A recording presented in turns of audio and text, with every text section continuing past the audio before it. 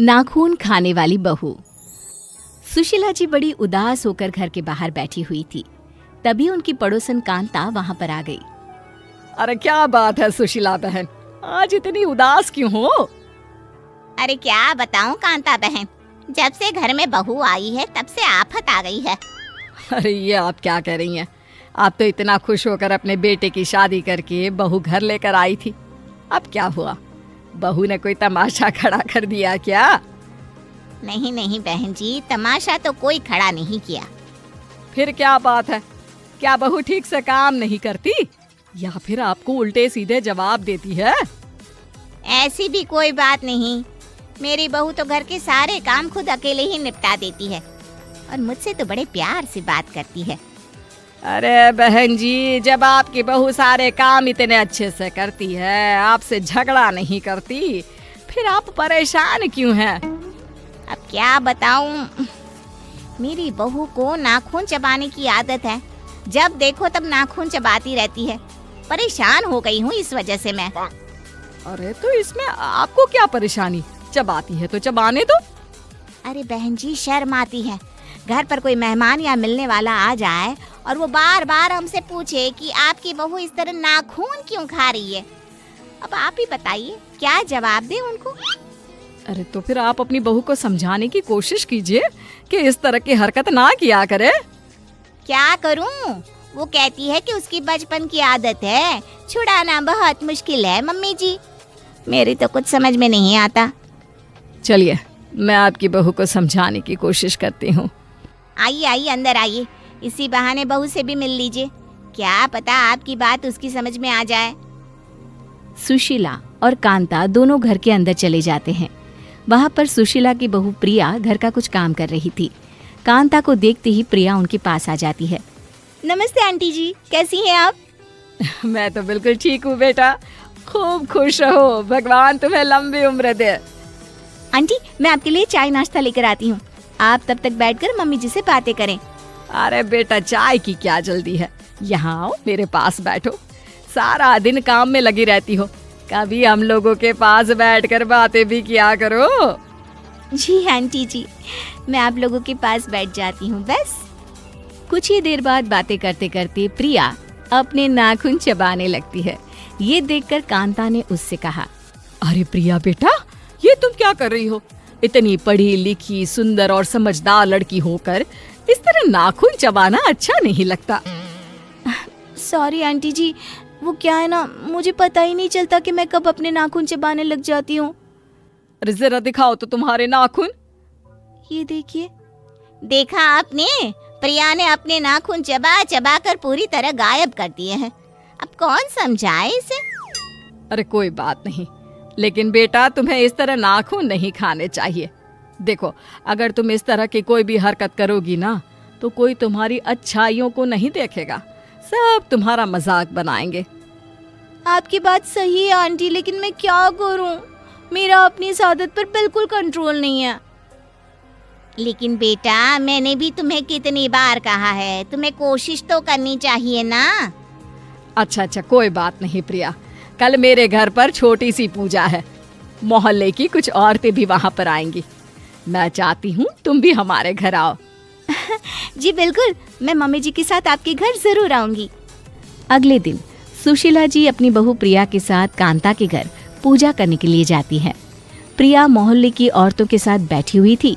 तभी अचानक से मोहल्ले की एक औरत सीमा के चिल्लाने की आवाज आई। अरे ये देखो, सुशीला जी की बहू मेरा हाथ पकड़कर मेरे नाखून खा रही है। हैं? ये क्या कह रही हो? आपको क्या लगता है मैं झूठ बोल रही हूँ? ये देखिए, आपकी बहू मेरे बाजू में बैठी थी। अरे मैं तो भगवान के ध्यान में इतनी मस्त थी, इसने मेरा हाथ उठाया और लगी मेरे नाखून खाने। क्यों प्रिया बहू, तुमने सीमा के हाथ के नाखून भी खाए क्या? मुझे माफ कर दीजिए मम्मी जी, वो मेरे हाथ के नाखून पूरी तरह खत्म हो गए थे, इसलिए मुझे लगा। अरे चुप करो बहू, आज तुमने सारे मोहल्ले वालों के सामने मेरा मजाक बनाकर रख दिया। अरे प्रिया बेटा, मैंने तुम्हें कल ही तो समझाया था कि तुम्हें इस तरह की हरकत नहीं करनी चाहिए। इसमें मेरी कोई गलती नहीं है, मुझे पता ही नहीं चला कि अपने नाखून खाते खाते कब मैं सीमा आंटी की नाखून चबाने लग गई। अरे कैसी पागल बहू है आपकी, इसका कुछ इलाज क्यों नहीं करवाते? अरे ऐसा भी कोई होता है क्या, इंसान अपने नाखून छोड़कर बाजू वाले के नाखून चबाने लगे? सीमा की बात सुनकर मोहल्ले की सारी औरतें हंसने लग जाती है। ये देखकर सुशीला जी को बिल्कुल अच्छा नहीं लगता और वो प्रिया पर नाराज होती है और उसे घर ले आती है। पूरे मोहल्ले के सामने आज तुमने हमारा मजाक बनवा कर रख दिया। मम्मी जी मुझे माफ कर दीजिए, मुझसे बहुत बड़ी गलती हो गई। बहू आखिर तुम अपनी आदत छोड़ क्यों नहीं देती? मैं कोशिश करूंगी मम्मी जी। कुछ दिन और इसी तरह बीत जाते हैं, लेकिन प्रिया की नाखून खाने की आदत अभी तक खत्म नहीं हुई। तभी एक दिन प्रिया के पेट में जोरों से दर्द होता है। मम्मी जी मेरे पेट में बहुत जोर से दर्द हो रहा है। अरे क्या हुआ? कुछ देर पहले तक तो तुम बिल्कुल ठीक थी। पता नहीं मम्मी जी, बहुत दर्द हो रहा है, मुझे डॉक्टर के पास ले चलिए ना। अच्छा ठीक है, मैं तुम्हें डॉक्टर के पास ले चलती हूँ। सुशीला जी, आपकी बहू के पेट में नाखूनों का गुच्छा बन गया है और इसे ऑपरेशन से ही बाहर निकाला जा सकता है। क्या ऑपरेशन? ये क्या कह रहे हैं आप डॉक्टर साहब? मुझे ऑपरेशन से बहुत डर लगता है। अब डरने से क्या होगा प्रिया जी, आप जिस स्पीड से नाखून खाती हैं उससे ये सब तो होना ही था। हे भगवान, ये क्या हो गया? मेरे नाखून खाने की आदत की वजह से मुझे ये सब सहना पड़ रहा है। बहू, अगर तुमने वक्त रहते मेरी बात मान ली होती तो आज तुम्हारे साथ ये सब ना हुआ होता। 2 दिन बाद आप मेरे हॉस्पिटल वापस आ जाना, मैं आपके पेट का ऑपरेशन करके सारा गुच्छा बाहर निकाल दूंगा। डॉक्टर साहब, क्या इसका और कोई इलाज नहीं है? नहीं, और कोई इलाज नहीं है। और हाँ, अगर एक बार ऑपरेशन होने के बाद आपने फिर से नाखून खाना शुरू किया तो अगली बार ऑपरेशन करना भी मुश्किल होगा। फिर तो सीधा भगवान जी ही इसका इलाज करेंगे। नहीं डॉक्टर साहब, मुझे इतनी जल्दी भगवान के पास नहीं जाना। 2 दिन के बाद सुशीला जी अपनी बहू प्रिया को डॉक्टर के पास लेकर जाती है। प्रिया को हॉस्पिटल में एडमिट करने के बाद उसे ऑपरेशन थिएटर में ले जाया जाता है। 1 घंटे के बाद जब प्रिया होश में आती है। मम्मी जी, मेरा ऑपरेशन ठीक से तो हो गया ना? मुझे कुछ होगा तो नहीं ना? क्यों, तुम्हें अच्छा नहीं लग रहा क्या? नहीं मम्मी जी, ऐसी कोई बात नहीं है, लेकिन मुझे पता है डॉक्टर ने मेरा पेट काट कर नाखून का गुच्छा बाहर निकाला होगा और अब मुझे कई दिनों तक एक बिस्तर पर पड़े रहना होगा। प्रिया की बात सुनकर डॉक्टर और सुशीला दोनों जोर जोर से हंसने लगते हैं। ये देखकर प्रिया हैरान रह जाती है और पूछती है, अरे ये क्या बात हुई? मेरा ऑपरेशन हुआ है और आप लोगों को हंसी आ रही है। नहीं प्रिया जी, आपका कोई ऑपरेशन नहीं हुआ है। हाँ, तो फिर मैं बेहोश क्यों थी और मुझे हॉस्पिटल में एडमिट क्यों किया गया? तुम्हें डराने के लिए, और किस लिए? इतनी बार तुम्हें समझाया कि तुम्हें नाखून नहीं खाने चाहिए, लेकिन तुम्हें समझ में ही नहीं आता था। मुझे लगा कि यही एक सही तरीका है।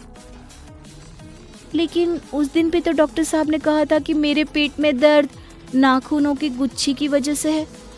वो मैंने आपसे इसलिए कहा था क्योंकि आपकी सासू माँ ने मुझे ऐसा करने के लिए कहा। अगर मैं और आपकी सासू माँ आपको डराते नहीं तो आपकी नाखून खाने की आदत कभी नहीं जाती। तो क्या मैं बिल्कुल ठीक हूँ? मेरा पेट कटा नहीं है? जी नहीं, बिल्कुल भी नहीं, आप एकदम ठीक है। बस थोड़ी देर के लिए आपको बेहोशी का इंजेक्शन दे दिया गया था। और वो भी तुम्हें डराने के लिए बहू। लेकिन ध्यान रखना, अगर आगे से नाखून खाए तो सचमुच तुम्हारा ऑपरेशन करवा दूंगी। अपनी सास की बात सुनकर प्रिया जोर जोर से हंसने लगी और साथ ही उसने मन ही मन ये निश्चित भी कर लिया था कि वो कभी अपने या किसी और की नाखून नहीं खाएगी।